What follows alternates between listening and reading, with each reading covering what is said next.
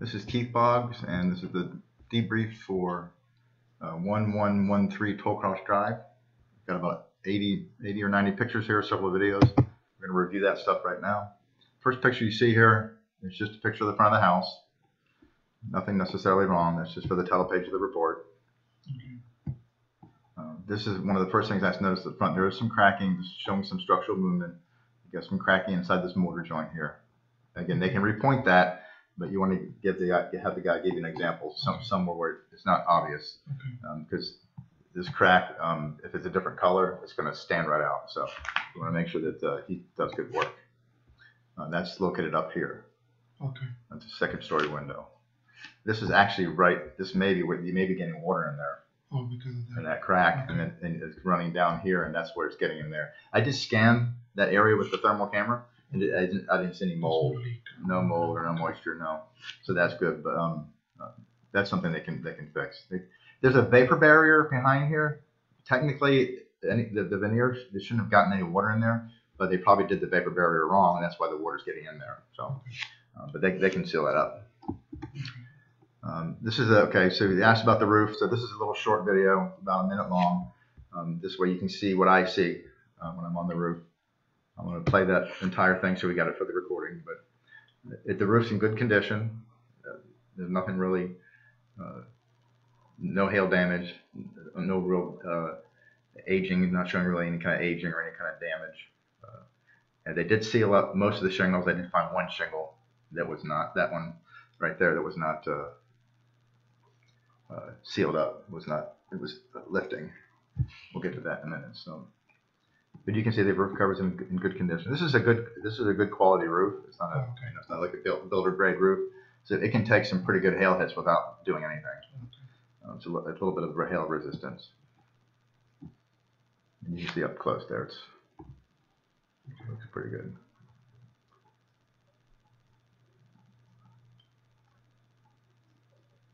That's just maybe getting the bearings. There we go.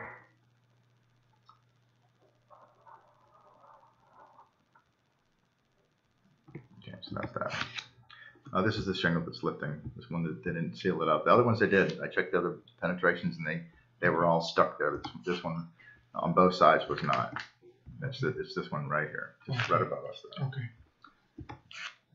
This is the same thing from before. Yeah. The builder probably, again, he's probably not going to do it, but extending the downspout is going to help make the foundation. So is that something like I can just buy it? Yeah, you can do it. Go to Home Depot and buy that black corrugated stuff, and put it on top of the ground. Or if you want to do the labor, you could actually just move away the drain. Yeah, as far away as 6 to 8 feet, or as far as possible. Okay. You want to get that, and then you do have moisture ponding over here a little bit.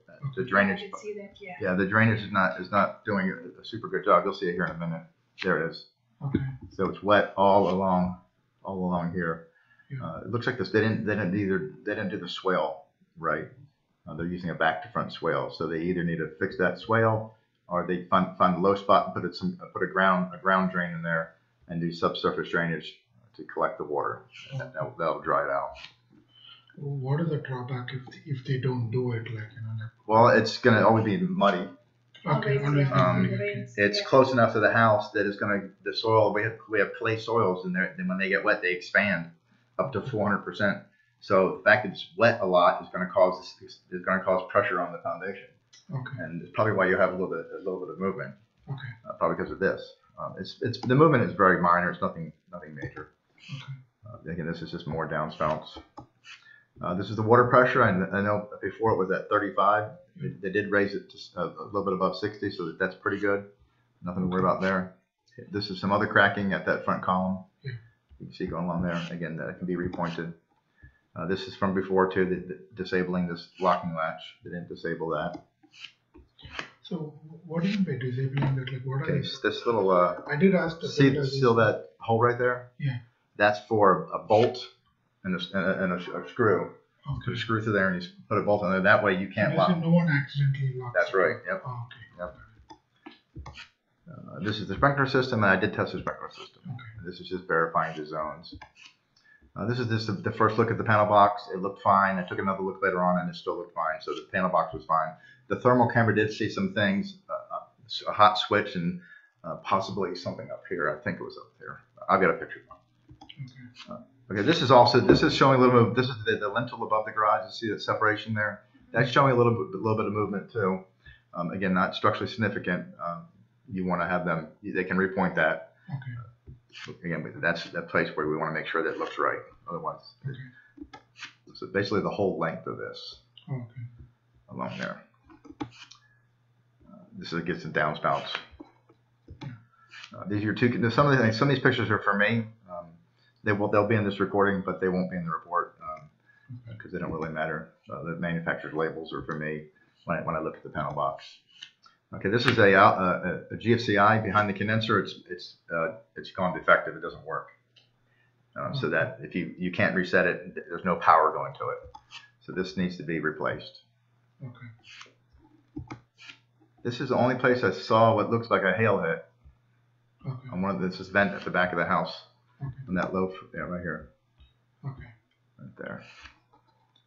That's just cosmetic. Now this is just a little video of that little area back there.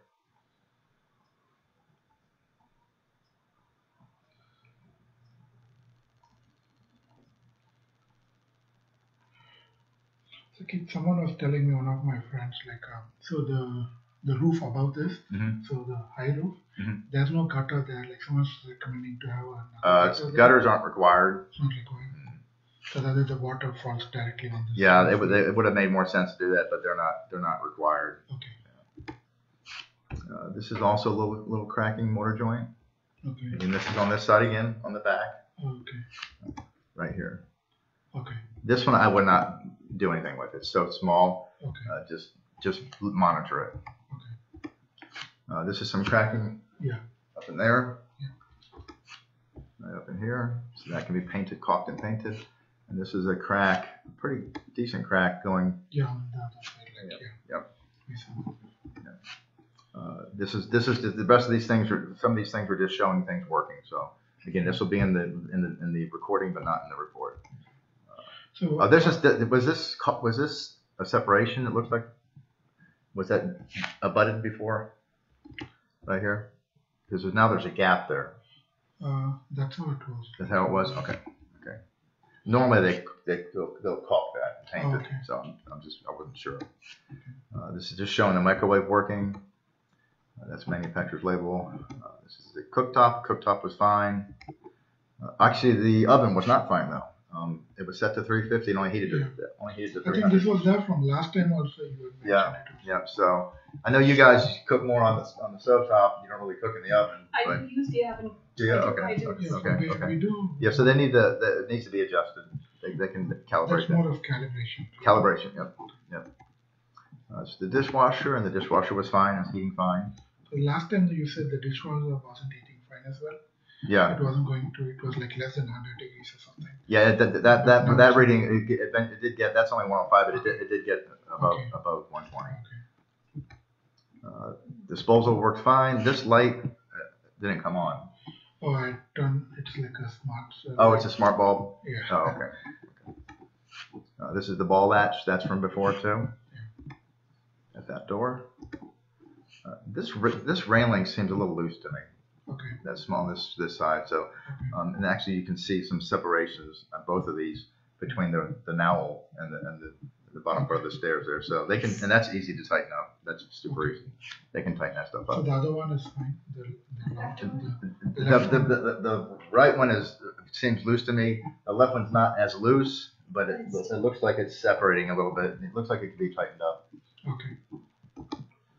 This is what you actually told me about and it just kind of sits there and every once in a while drip. Yeah.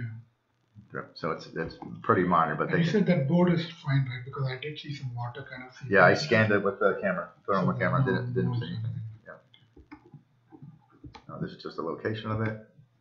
You do have a few nail pops. These are in this case are not non-structural. That's a nail pop up there. Okay, now this is your air handlers, your furnaces. The next pictures we're going to see are going to be AC differentials, how well they're cooling. And this is your west unit. That's just showing the filter is pretty clean. Okay, so the west unit, we're looking for 15 to 20 degrees. Okay. Closer to 20, the better it's operating. Okay. So this one was operating good. The west one, we had a 51 and a 72. So it's about 20 degrees. They felt it was a little bit dirty, so it probably went up at 1 degree because of that. That's for the west unit. Now this other unit, we got a 51 and a 62, so 11 degrees. So it's not even cooling within the low end of the differential, which is 15.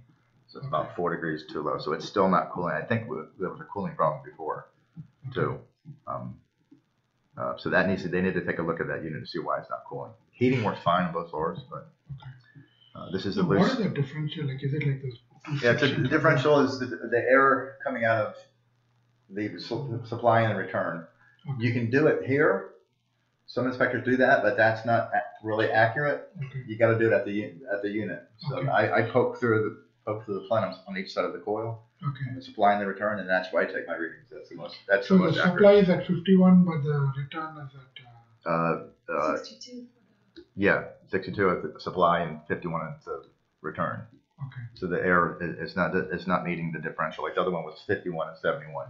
That was operating good. Or 72. Usually it's between 15 and 20. The differential. Yeah, 15 to 20 degrees. Now and with a new unit, it should be operating, especially in a day that's not that hot. It should be operating closer to that 20.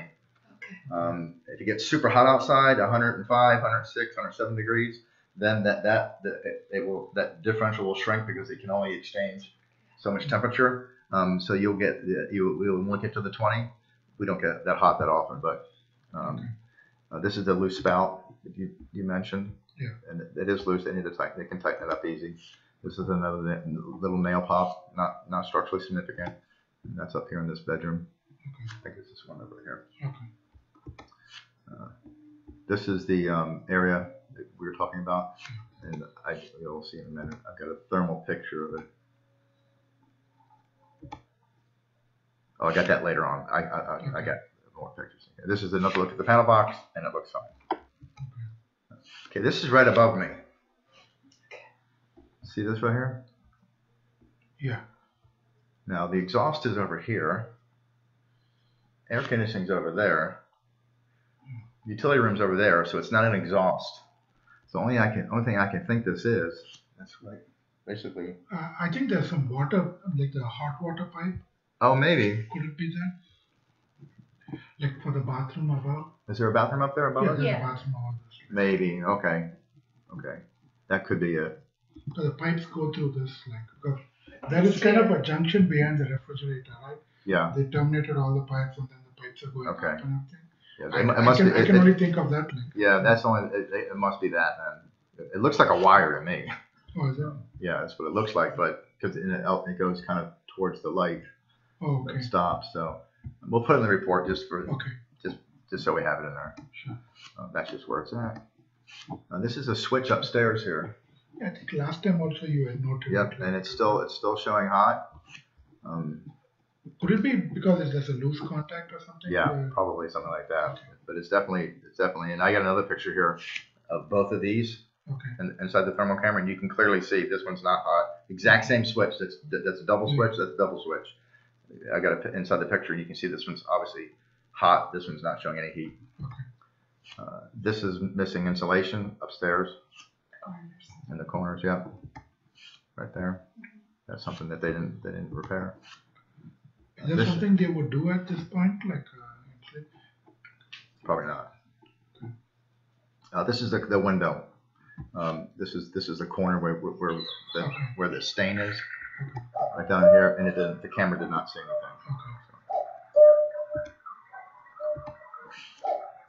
Okay, here we go. So this is the left switch. This is the right switch. See the obvious difference? Yeah. So this one right here, they needed to. It's not a big deal to take it off and tighten up the wires. It's not super hot, because it would be much brighter.